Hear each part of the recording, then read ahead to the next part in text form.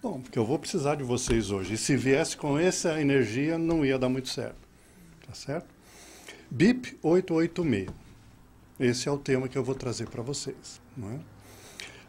Antes de mais nada, nós vamos começar com uma pergunta que vai ser uma pergunta muito difícil, mas eu gostaria muito que vocês fossem muito sinceros. Aqueles que não souberem a resposta, tranquilo, não vai haver vergonha nenhuma. É uma pergunta difícil, mas eu gostaria que vocês respondessem o mais rápido possível e respondessem em voz alta a pergunta que eu vou fazer. Tá combinado? Tá combinado?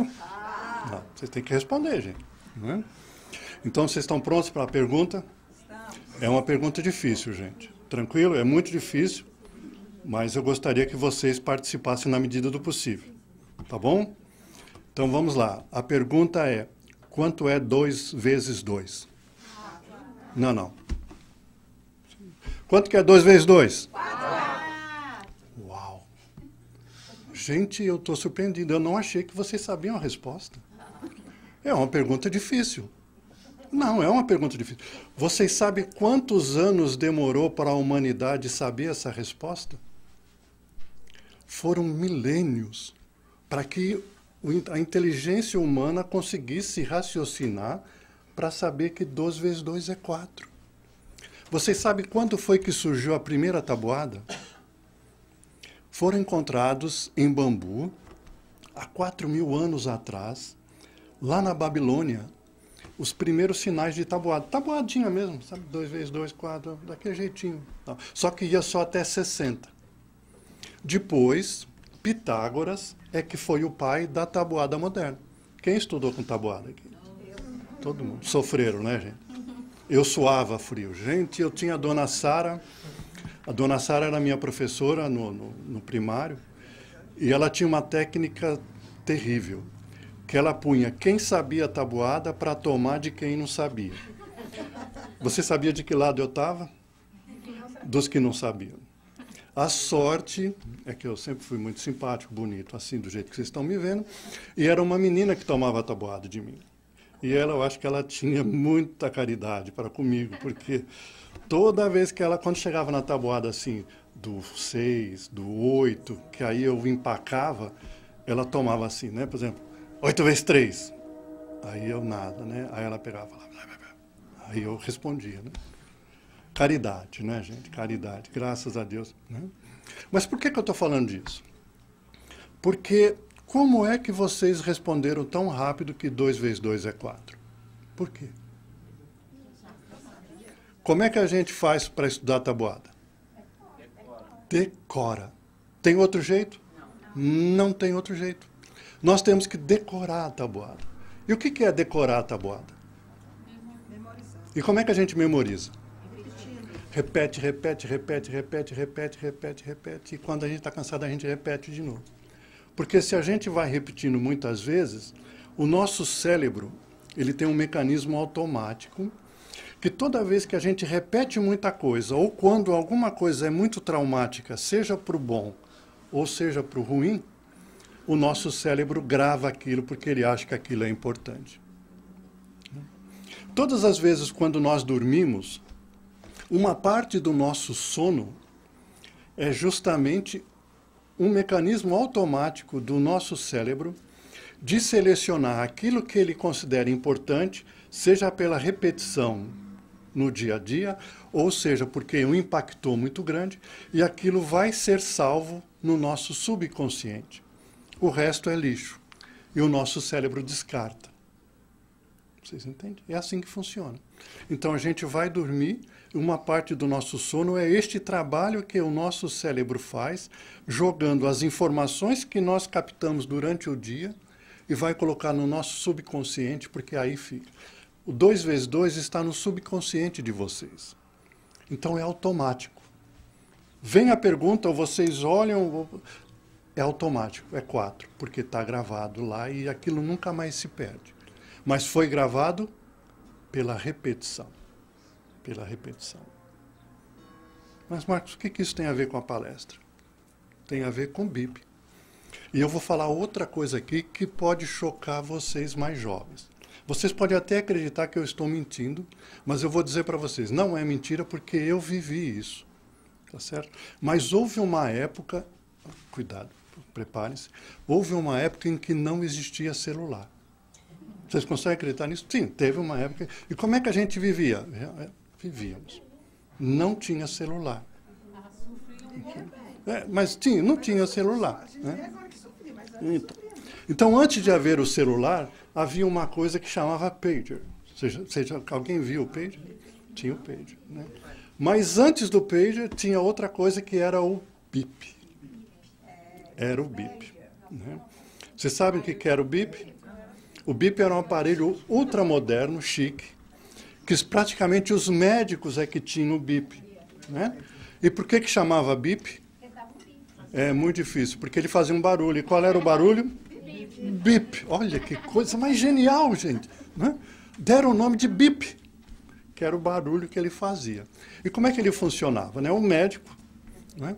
Ele tinha o bip, e quando havia alguma emergência, o hospital, ou o ambulatório, ou lá o consultório dele, ligava para o número do bip dele, e aí fazia bip. Aí ele sabia, tem alguma coisa de emergência. Aí ele corria num telefone para ligar para a central dele para saber o que era. Bip. E é por isso que nós temos o nosso BIP 886, que é para a nossa emergência. Para a nossa emergência. Né? Quando eu fui preparar essa palestra, eu achei que eu estava sendo assim, muito, né, muito esperto, muito adiantado para trazer isso para vocês. Né? Aí eu percebi que o plano espiritual não só já tinha planejado isso, como já tinha intuído a Mariana na semana passada de fazer a palestra, e a palestra dela terminou com uma frase. Qual foi? Quem estava aqui? Muito bom. Mas a última tela que ela apresentou no PowerPoint tinha uma mensagem muito importante. Oi? Fora da caridade não há salvação. Então, e a minha palestra vai falar do BIP e nós vamos falar sobre fora da caridade não há salvação. E por que eu comecei a falar para vocês do 2x2? Porque é a forma como a gente vai trabalhar isso. Então, para a minha concepção, eu pensei assim, puxa vida, eu vou falar para a Maura que nós temos que, pelo uma vez por mês, ter uma palestra daqui com o tema Fora da Caridade não há salvação. E o plano espiritual já tinha combinado isso, que tinha inspirado a Mariana para falar, e eu vim aqui repetir. Por que a gente precisa repetir? Porque a gente só grava as coisas repetindo. Então é muito importante a gente parar um pouco para pensar. Fora da caridade não há salvação. Mas espera um pouquinho. O que os espíritos estavam dizendo para Kardec? Fora da caridade não há salvação. O que será que eles queriam dizer com salvação? Quer dizer assim, será que é fora da caridade nós vamos para o inferno? Não, porque a gente acha que não tem inferno, não é? Então vamos mudar. Fora da caridade nós vamos para o umbral. Não é isso? Hã? Também vai? Mas vai por outros motivos também. Né? Umbral não tem jeito, é passagem. Né? Mas será que é isso que os espíritos queriam dizer para o Allan Kardec? Fora da caridade não há salvação. O que será que eles queriam dizer para nós, gente? O que será? Fora da caridade não há salvação. Que salvação é essa? Ir para o nosso lar? É isso? O que será a salvação? E olha que esse é um dos temas mais importantes da doutrina espírita. Fora da caridade não há salvação. Respeitar as leis de Deus. Salvação está mais próximo de Deus. Está mais próximo de Deus? O que será salvação, gente? Então vamos imaginar assim. Nós estamos num barco. Não é isso? Nós estamos num barco e caímos na água. Não é isso? E a gente não sabe nadar. O que vai acontecer? Nós vamos afundar, não é isso? Aí eles lançam um salva-vidas, salvação. Aí a gente faz o quê? A gente se agarra no salva-vidas e o que vai acontecer conosco? Nós vamos ser salvos, não é isso? Então, o que será que os espíritos queriam dizer? Fora da caridade não há salvação. Será que nós podemos falar assim, fora da caridade não há evolução? Pode. Acho que o sentido fica o mesmo, não é isso? Porque qual é a nossa salvação como espíritos imortais? Não é? A morte não é porque nós somos imortais, né? Ir para o inferno não é porque Deus nos criou para sermos perfeitos. Então, eu acredito que fora da caridade não há evolução. Fora da caridade, nós vamos ficar patinando. Fora da caridade, nós vamos estar repetindo. Mas repetindo sem aprender. Porque essa era a minha dificuldade. Quando iam tomar a tabuada de mim, eu repetia, mas eu não aprendia. Como ela via que eu estava tendo dificuldade para responder, ela dava a resposta. E eu repetia, mas eu não aprendia. Vocês entendem? Então é muito importante a gente ter isso em mente e a gente ficar parando para pensar. Fora da caridade não há salvação. E aí nós vemos com o BIP 886. Né? Então nós já vimos que BIP é o aparelhinho de emergência. Então, para a gente sair desse ciclo, nós temos que usar o BIP. E por que o número 886? É simples. Porque a resposta está no Livro dos Espíritos. Livro dos Espíritos, questão número 886. Ó, viu só? O pessoal aqui está. Né? Questão dos Espíritos, número 886. E o que está lá na questão 886 do Livro dos Espíritos foi tudo que a Mariana veio falar na semana passada. Né? Porque o Kardec perguntou para os espíritos, mas o que Jesus entendia por caridade? E aí Jesus responde, BIP. Não é isso? O que é? Benevolência para com todos, indulgência e perdão. Então, espera um pouquinho, nós estamos falando aqui de matemática, né? 2 vezes 2 e tal, então vamos fazer o seguinte, vamos pegar a nossa fórmula BIP, né? Fora da caridade não há salvação. Então, se caridade, segundo Jesus entendia, é benevolência, indulgência e perdão, então nós podemos trocar a nossa fórmula.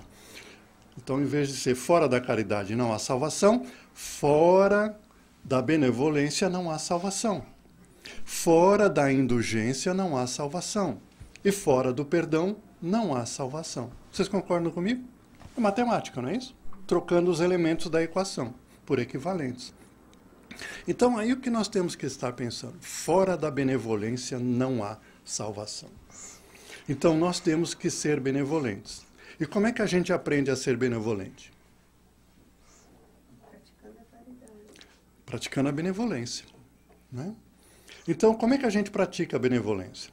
Nós temos que decorar. E como é que a gente decora ser benevolente? Repetindo, não é isso? Porque a gente não tem isso ainda. Eu não sou benevolente. Então, o que eu tenho que fazer? Eu tenho que repetir. Eu tenho que repetir. Eu tenho que repetir. O que é repetir? Todas as vezes em que eu estou numa situação, seja na casa espírita, seja no nosso lar, seja na rua, seja no trabalho, seja dormindo, eu tenho que repetir a benevolência. Pois não. Para mim, benevolência. Foi o que a Mariana fez a semana passada. Nós temos que ver com bons olhos. Isto é ser benevolente. Então, nós temos que ver as coisas com bons olhos.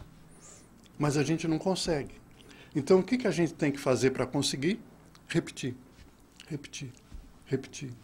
Entende? Então, nós estamos numa situação, aqui no Centro Espírita, né? Chega uma pessoa e faz algo que eu não gosto. O que eu tenho que fazer? Ver com bons olhos. Vocês entendem? Ver com bons olhos aquela situação. Por que aquela pessoa fez aquilo? Eu tenho que ver com bons olhos e não com mau olho. Porque quando eu vejo com maus olhos, eu já vou criticar, eu já vou julgar, eu já vou fazer coisas que não vão me levar à salvação. Então, em qualquer situação, eu tenho que ver com bons olhos, ser benevolente, senão eu não tenho salvação. Tem que ser uma prática diária, tem que ser repetição, porque ainda não é uma coisa natural em nós. Porque o normal nosso, porque nós estamos num caminho evolutivo, ainda é, se eu olhar para uma situação que me desagrada, eu vou ver com maus olhos. É o natural. Mas eu tenho que combater isso, porque senão eu não tenho salvação. Então, todos os dias, em qualquer situação, surgiu algo que te desagrada, para e vê com bons olhos. É um exercício. É um exercício difícil, mas é um exercício que tem que ser feito. Todos os dias, todos os instantes. Para e vê com bons olhos. Vocês entendem? Esse é o caminho, porque sem ele não há salvação. Mas como é que eu posso olhar com bons olhos diante de uma cena de um crime, por exemplo? Então, você tem que olhar com bons olhos, porque primeiro você vai entender que ali há duas vítimas.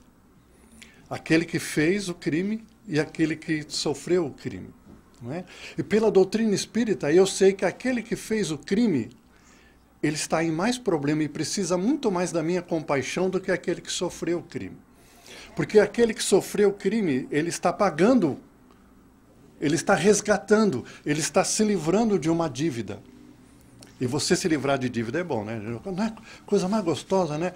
Você deve $500 para uma pessoa, né? E quando a gente deve e não tem um dinheiro para pagar, você está andando na rua, você vê ela lá de longe, você... Não é assim que a gente faz? Eu não quero nem que ela me veja. Porque vai que ela cobra e eu não tenho aqui os $500 para dar para ela. Então, você viver com isso é terrível. É terrível, não é? Atravessa a rua, ou então você já nem sai. Você fala assim, nossa, eu nem vou naquela festa porque fulano está lá e eu estou devendo dinheiro para ele. Já pensou se ele me cobra na frente dos outros? Que vergonha. Então, não é terrível? E quando você tem o dinheiro, você vai lá, está aqui fulano, olha aqui o seu dinheiro, muito obrigado, eu estou me libertando dessa dívida. Não é bom? A gente não se sente leve. Então, aquele que sofreu algo, ele está sofrendo, se Deus é justo e é bom, ele está sofrendo aquilo por quê? Porque ele devia. Ele está pagando. Então, ele está se livrando daquilo. Agora, aquele que cometeu, é por isso que Jesus disse, né? É preciso que haja escândalo. Porque nós temos que... Mas ai daquele que cometeu o escândalo, porque ele contraiu uma dívida. Né? E Jesus também nos ensinou que antes com Moisés era a lei do olho por olho. Então, coitado, se aquele cara matou o outro, cometeu o crime, ele vai ter que morrer sofrendo o crime. Porque era assim com Moisés. Mas Jesus veio e nos diz assim, não, senhor, não precisa ser desse jeito. Muito pelo contrário. A única forma é através do amor, através da reconstrução. Quando nós negamos a fazer o caminho do amor, ao caminho da benevolência, aí é que é preciso que venha a justiça. É por isso que a lei da caridade, ela está junto, né? É do amor, da justiça e da caridade. Por quê? Porque se eu não vou pelo amor, eu vou ter que ir para a justiça. E qual é o caminho? É a caridade. E a caridade é benevolência, indulgência e perdão. Vocês compreendem? Olha o raciocínio do Cristo, olha a lei que Cristo está nos ensinando. É por isso que é preciso ter olhos bons. Porque é o primeiro passo para a nossa salvação. Sempre procurar enxergar as coisas com bons olhos. É aprendizado daquele que está cometendo. Ele depois vai compreender. Ele ainda não compreende que aquilo não é bom. Por isso que ele comete. É por isso que ele rouba. É por isso que ele é desonesto. É por isso que ele é orgulhoso. Porque ele ainda não sabe o quanto é bom ser diferente disso tudo. Ser o oposto. E ele está ainda em caminho de aprendizado. Então a gente tem que ter olhos bons. Ficou claro essa parte? Eu tenho uma dúvida. Duvide. O que cometeu o crime limpou Não sabemos, né? Se ele aceita, se ele não se revolta, se ele aprende a lição, ele limpou. Porque muitas vezes a pessoa ainda não aprende nem desta maneira. Aí eu preciso repetir. Se ele limpou, o criminoso não fez um ato de bondade, porque ele Havia outros caminhos. Sempre havia o outro caminho. Sempre a primeira opção é através do amor, Elisa. Sempre é através do amor. Mas porque nós não somos benevolentes e indulgentes e não sabemos perdoar, é que nós optamos pelo outro caminho. Sempre a primeira opção é através do amor. Em todos os casos, em todas as situações. Sempre. Mas, Marcos, como ser benevolente se a dor, no caso, é uma pessoa invade sua casa, tortura seu filho, mata seu filho? Como ser benevolente com essa pessoa? É ver com bons olhos, de novo. Mas como? Ver com bons olhos, nós temos que compreender que aquele ser ele é ignorante, ele não é mau. É o primeiro passo. Ele não é mau. Porque quando a gente não vê com bons olhos, a gente vai achar que ele é mau. E se ele é mau, ele merece ser punido. Agora, se nós olhamos pelo lado com bons olhos, nós vamos ver que ele é ignorante.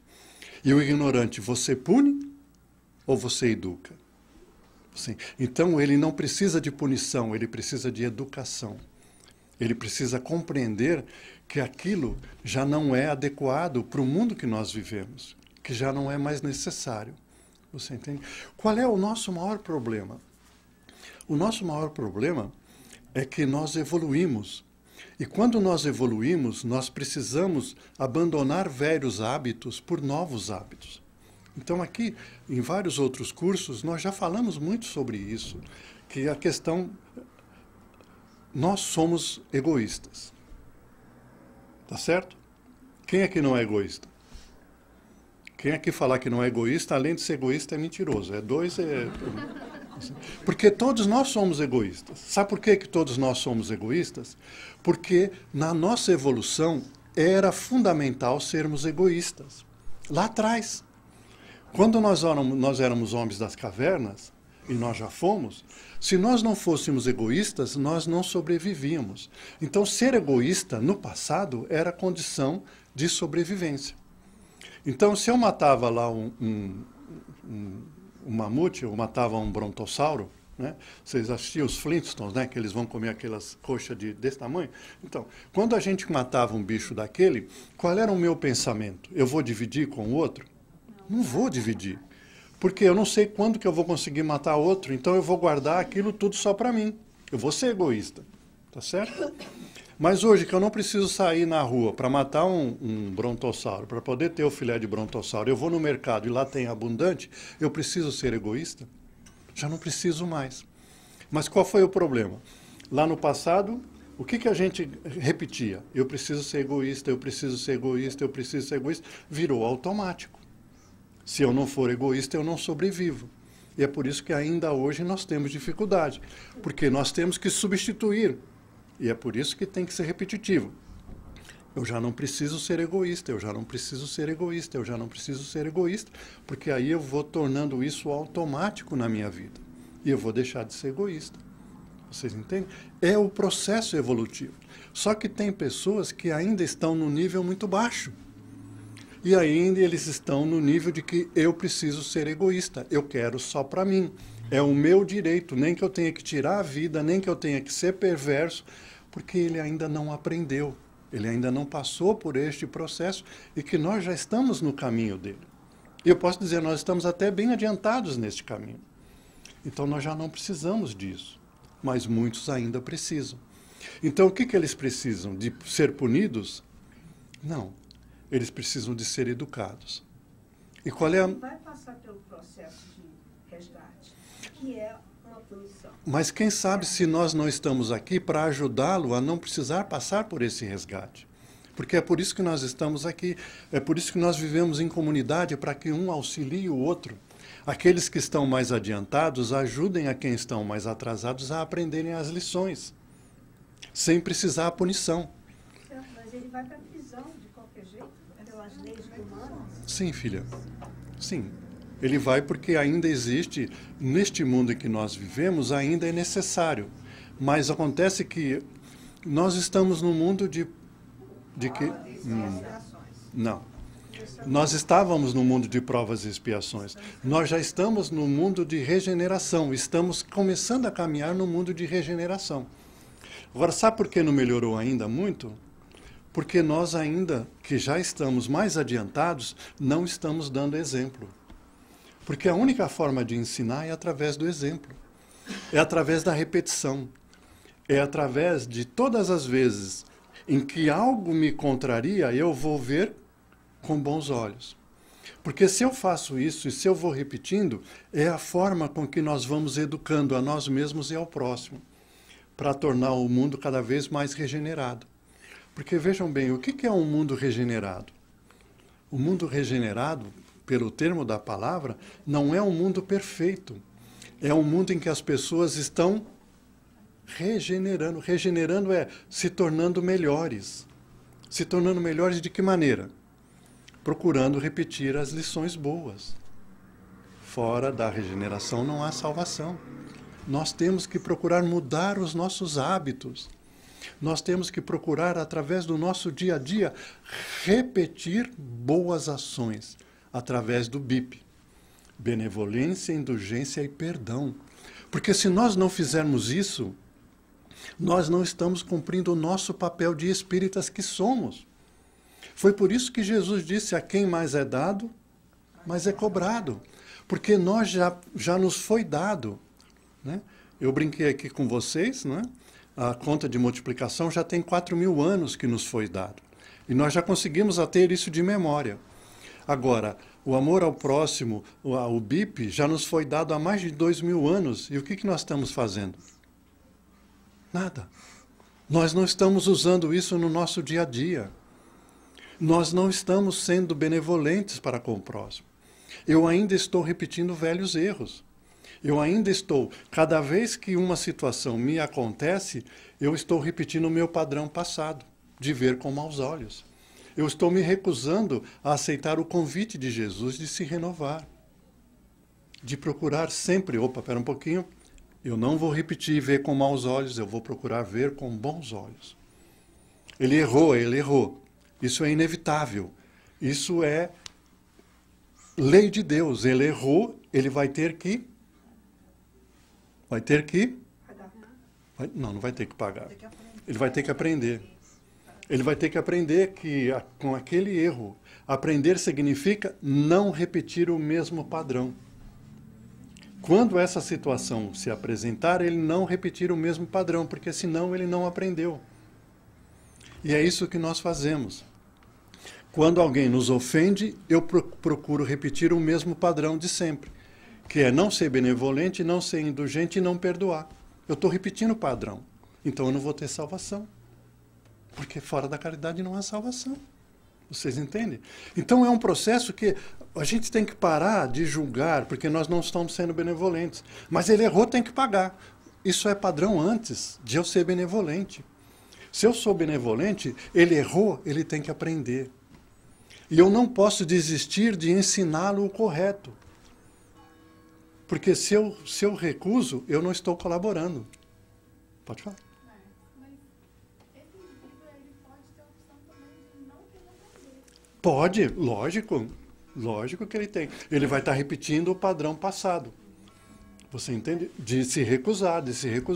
E aí vai ter outra oportunidade, porque Deus é o máximo de benevolência, de indulgência e de perdão. O máximo de perdão significa, não importe que ele vai se recusar 1000 vezes, eu vou perdoar 1001.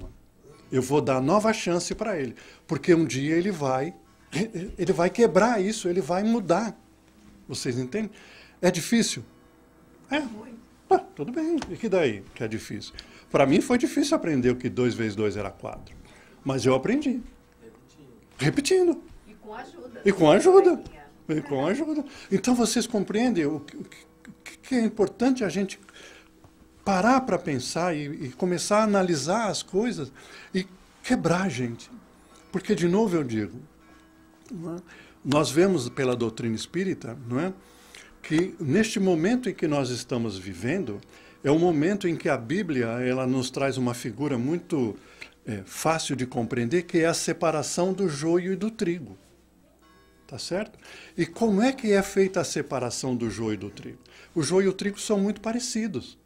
Vocês entendem? Mas vai ser separado. Agora, no nosso caso, quem é que vai determinar se nós somos joios ou trigo? É Deus? É Jesus? Quem é que vai? Eu mesmo. Eu é que vou decidir. Eu quero ser joio ou eu quero ser trigo? Vocês entendem? É nossa opção. Isso é a coisa mais linda. É a coisa mais... Por quê? Porque isso é benevolência de Deus para conosco. Isso é perdão que Deus nos dá. Porque se da primeira vez que eu erro, Deus já fala assim, isso aí é joio, joga para lá. Eu nunca vou ter chance de ser trigo. Por quê? Para mim ser trigo é repetição, é aprendizado, é o estar trabalhando dia a dia estes conceitos do BIP. Benevolência, indulgência e perdão. E sem isso não há salvação. Eu não vou ser trigo. Eu vou ser joio. Por minha opção, porque eu me recuso a mudar. Indulgência não é a mesma coisa que perdão? Não, porque você ser indulgente, você perdoar... Foi tudo que a Mariana veio aqui fazer a semana passada, né? Que ela veio nos trazer, você ser indulgente. Você ser indulgente é você não se recuperar. Você perdoar é assim, eu perdoei, não é? Perdoar significa você compreender que aquela pessoa tem o direito de errar. Você ser indulgente é você ir um pouco a mais. Você se lembra que Jesus ele deu um exemplo de o que é ser indulgente? Jesus ele foi muito claro, ele falou assim, se te obrigares a caminhar 1000, caminhe 1500. Se te obrigares a dar a blusa, dê a blusa e dê o sobretudo. É ir além, é ir mais. Isso é ser indulgente. Não é? Então, perdoar, você diz, tá bom, eu te perdoo. Ser indulgente é você falar, eu te perdoo e vou te ajudar, porque eu vou além, eu vou fazer mais. Você entende? É assim que Jesus nos ensinou. Não só perdoar, mas ir mais do que isso. Eu posso fazer mais do que perdoar. Eu posso ser indulgente. Então eu posso te ajudar a crescer como espírito imortal que tu és. Através do meu exemplo, através da minha persistência em... Né? Como diria o meu pai, né? Dar murro em ponto de faca, né, gente? Porque você querer ajudar quem não quer, às vezes é dar murro em ponto de faca, né? A gente vai se machucar, vai sangrar, mas a gente não pode desistir. Porque se eu estou desistindo, eu não estou sendo indulgente. E se eu não estou sendo indulgente, eu não estou sendo salvação, eu não estou tendo salvação. Eu não estou me qualificando como trigo. Eu estou me qualificando como joio. E nós sabemos que se qualificar como joio não é ser punido, mas é ir para um local onde a maioria é joio. Vocês compreendem? Essa é a lei de Deus. É a lei justa. Porque vocês imaginam, né?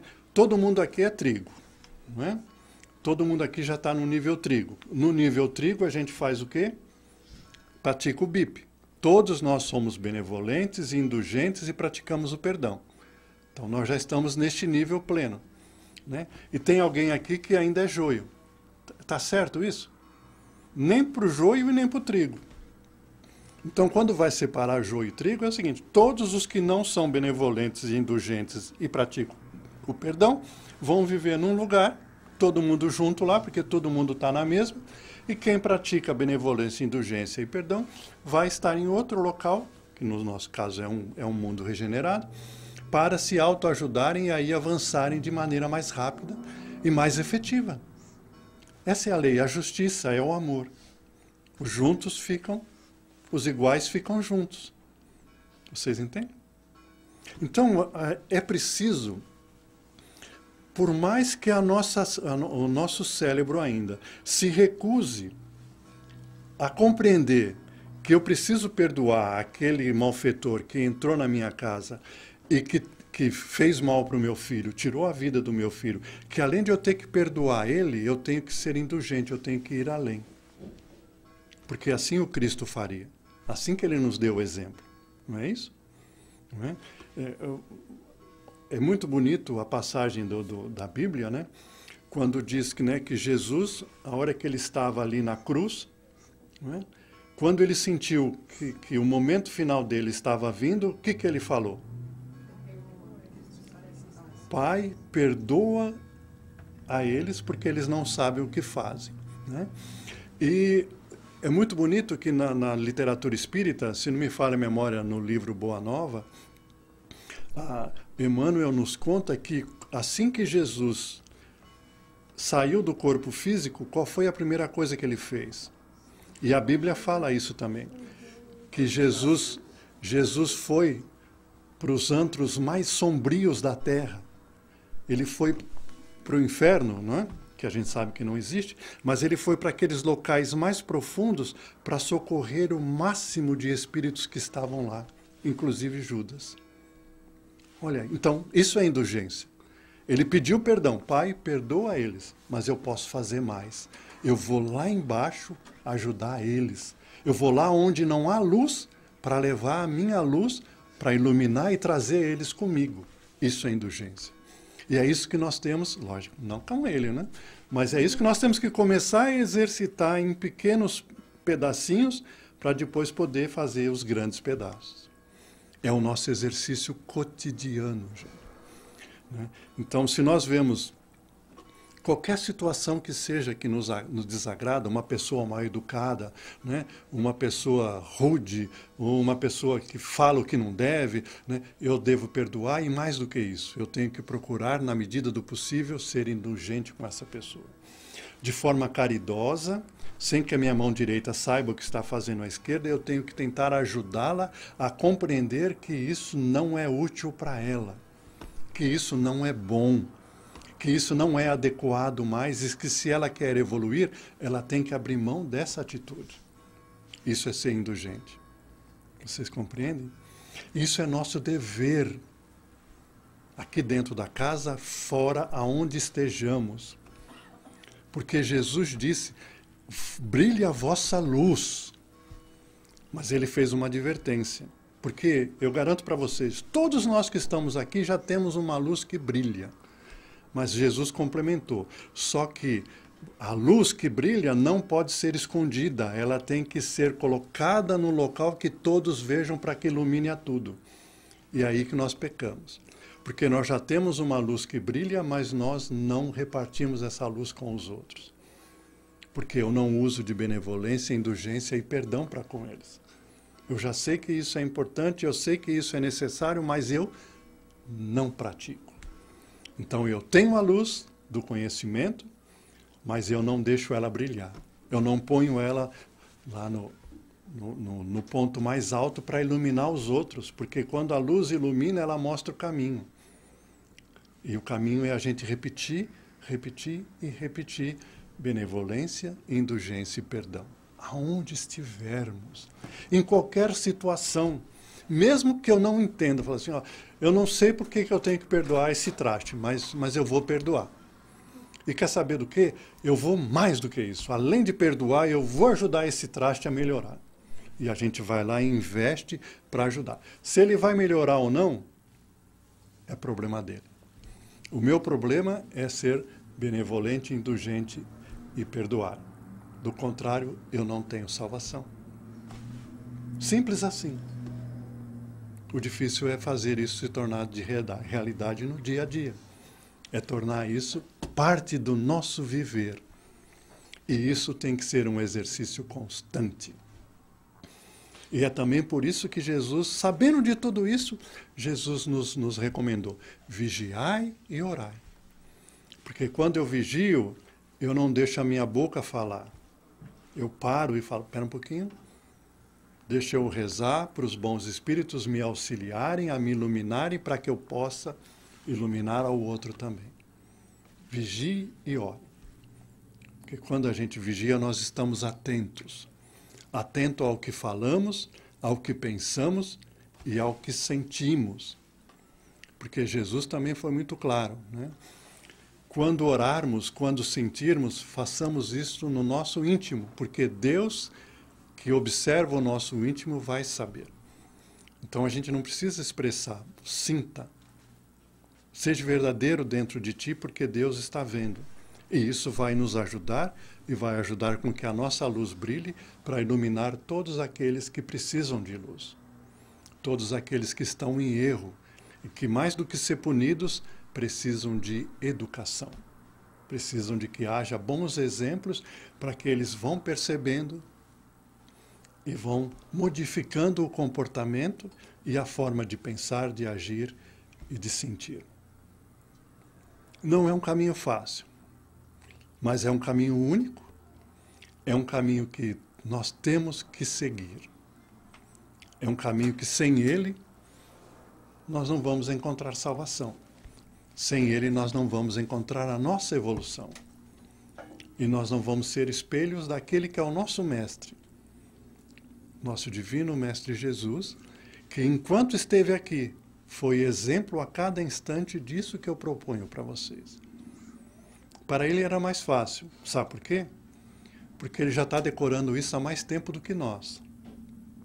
Ele começou a praticar isso muito antes de nós termos nascido, de nós termos sido criados como princípio inteligente por Deus. Quando Deus nos criou como princípio inteligente, Jesus já estava no caminho há muito tempo. Então a única diferença dele e nós é que ele está treinando isso há mais tempo e ele já está no nível em que ele já não precisa treinar, que é que nem vocês responderam 2 vezes 2. Quem aqui, quando eu perguntei quanto que é 2 vezes 2, pensou em amarelo? Não pensa. Pensou em 5? Não pensa. Por quê? Porque é automático. Todas as vezes que a gente escuta 2 vezes 2, é automático. Vem 4. Não tem jeito. E Jesus é assim. Toda vez que tem um momento de exercitar benevolência, indulgência e perdão, para ele é automático. Ele tem o livre-arbítrio, mas ele não precisa do livre-arbítrio, porque ele já está num nível tão grande que é automático. Ele já decorou tanto isso, né? Ele já passou por tantas situações lá muito atrás, que ele não perdoava, que ele não era indulgente, que ele não era benevolente, e ele foi aprendendo que não dá certo, eu tenho que mudar, né? A gente vive uma encarnação, né? E a gente não é benevolente. Aí a gente desencarna e vai para o umbral. Aí a gente fala assim, não é bom, não quero repetir isso. Aí a gente vai lá para os nossos mentores, a gente fala, não, eu vou voltar e eu vou ser benevolente, eu aprendi, não sei o quê. Aí a gente volta e não é benevolente. Aí a gente vai, desencarna e vai para o umbral. Aí chega lá, não foi uma boa, eu acho que eu não fiz direito. Eu vou voltar e vou ser benevolente. Aí a gente volta e aí a gente é um pouquinho benevolente. Aí a gente desencarna e vai para o umbral. Mas aí é rápido, porque eu já comecei a ser benevolente. Aí a gente fala, opa, se eu for mais benevolente, talvez vai ser mais rápido, e eu vou para os locais melhores rapidinho. E aí é assim. Então Jesus fez esse processo, e ele fez muito mas hoje ele não faz mais, ele não precisa, porque ele já aprendeu a lição e já se tornou automático na vida dele. Todas as vezes em que tinha uma situação em que Jesus tinha que perdoar, ele parava para pensar, ele vigiava, não precisava, porque era automático. Sempre o perdão vinha automático. Para nós ainda não é assim. Por isso que a gente tem que vigiar. Por isso que a gente tem que orar para pedir auxílio dos universitários lá em cima, que vêm nos inspirar. E é assim que nós temos que caminhar. Exercitando a todo momento. Toda situação que nos acontece, pare um pouquinho e pense. Vigie, pare. Com que olhos eu vou ver? Eu estou sendo indulgente? Eu estou sendo benevolente? Se não, espera um pouquinho, deixa eu mudar. Eu não vou agir como eu sempre o ajo. Eu não vou julgar, eu não vou falar mal, eu vou mudar. Eu vou procurar fazer exercícios de transformação. Porque fora disso, não há salvação. Obrigado a todos, espero que possamos refletir nessa manhã de Páscoa e que possamos fazer as mudanças necessárias, porque fora disso, nós vamos repetir as lições antigas. Obrigado a todos. Obrigada.